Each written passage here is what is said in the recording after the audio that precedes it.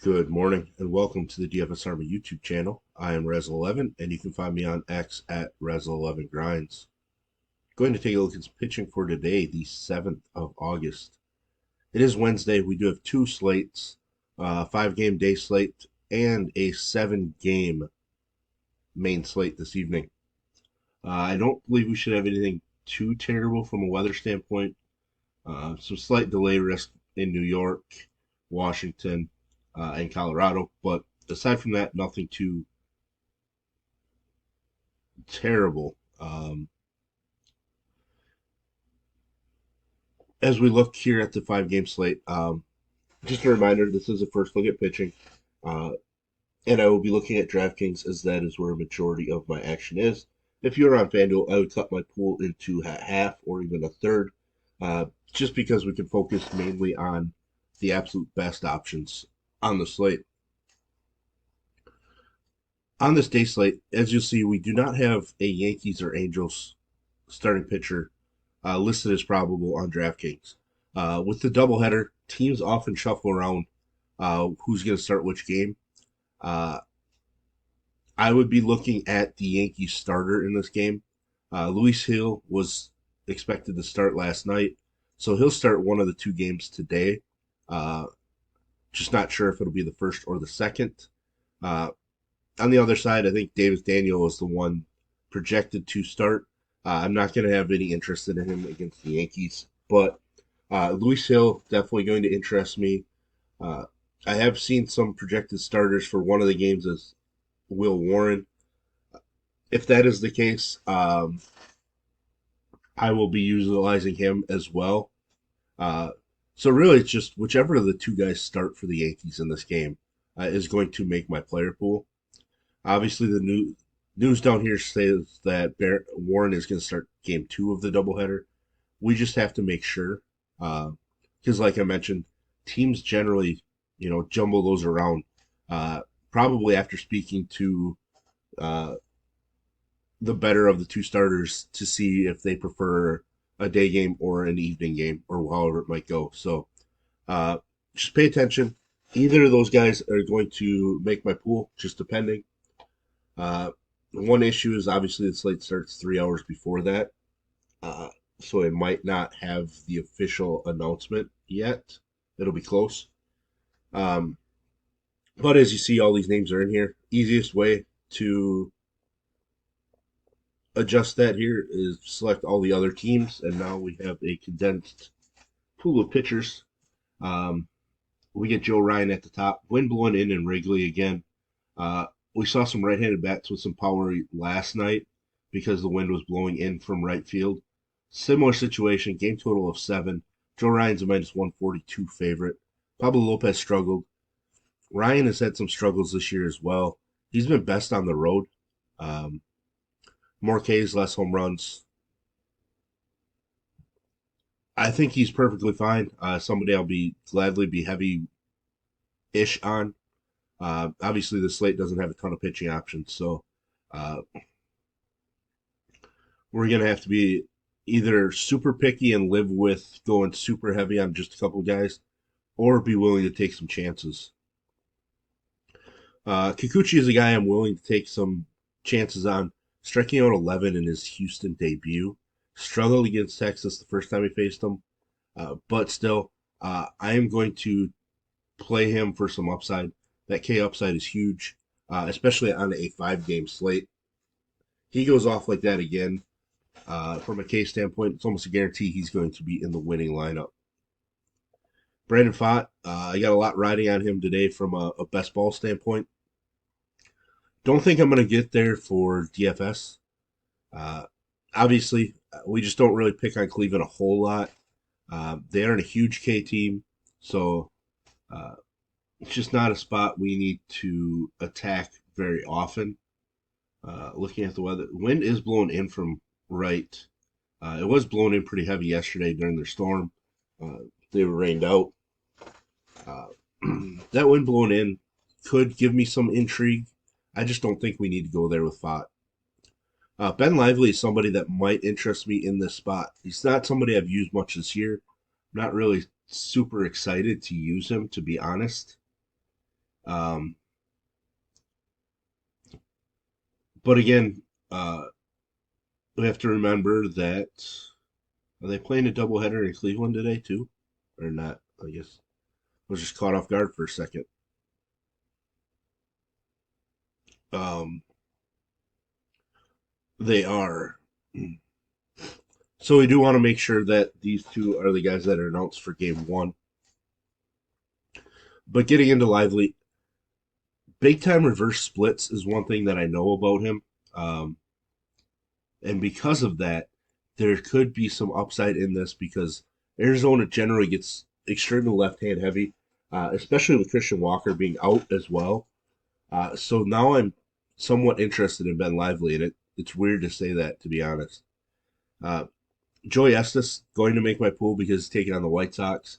If you are a member of DFS Army and in the Discord, you will notice that I flat out said that the White Sox would win last night's game. They ended up doing so. I wasn't on Ross Stripling for any reason at all. But Estes is somebody that I'm going to have some interest in. He's a minus 192 favorite. K prop of 4.5 for him. Um, Kind of going back, Joe Ryan at a K prop of 6.5. Fox is 4.5 with juice on the under. Lively's 3.5 juice on the over. So uh, have no problem going there. Assad, I probably will use a bit thanks to the weather and the wind blowing in. Not super excited to use a right-handed pitcher against the Twins, but given that this slate is a little out there, uh, I will sprinkle him into my pool. No interest in anybody else down below that. Getting onto the main slate here, we get Chris Sale against a Brewer team that smacked around Bryce Elder. Sale has a K prop of 6.5 with juice on the over. Was strong against the Brewers the first time, not spectacular by any means, but he was strong. He has been at his best when pitching at home, which is where he's at this evening. Getting a couple extra days of rest coming into the start, always nice for a veteran later in the season to get those couple days of rest. K prop uh, mentioned at 6.5. He's a minus 162 favorite. Game total of 8. Wind is blowing in Atlanta, but it is warm, so that might negate some of that wind blowing in. Sale's definitely going to be in my pool. Scooble, big upside against this Seattle squad. K rate much stronger on the road, which he's at today. Walk rate much lower, does give up more home runs, but big time upside against the Seattle team that strikes out plenty. 8+ strikeouts in 4 of his last 5. Coming off of a rough start, um, he is a slight dog. The Mariners are minus 135 favorites. Game total of just 6 in this one. That's pretty shocking. We did see 6 total in the regular game last night, um, but that was weather related. This is in Seattle, not really weather related. Scooble's K prop at 7.5 with juice on the over. Taj Bradley, somebody that I'm always going to be interested in. The fact that he's priced way up, obviously annoying, but he's had a pretty strong stretch. Coming off of a rough start against a weak opponent. Uh, Kind of hoping for a bounce back, but it's not some lock with St. Louis. K prop's just 5.5 juices on the under, actually. He is a slight dog. St. Louis is a minus 120 favorite. I think he's worth a sprinkle, but I'm not going to go too heavy on. Definitely not as strong when pitching on the road, which is obviously where he's at this evening. Plus, we have plenty of other names that make a ton of sense. Uh, so I don't think we need to get too heavy with Taj Bradley. Cole Reagans shut down Boston the first time he faced them. Now, he hasn't been as strong at home, but his K numbers are elite when pitching at home. Perfectly fine with Reagans. He's a minus 148 favorite. K prop of 6.5 juices on the over. Uh,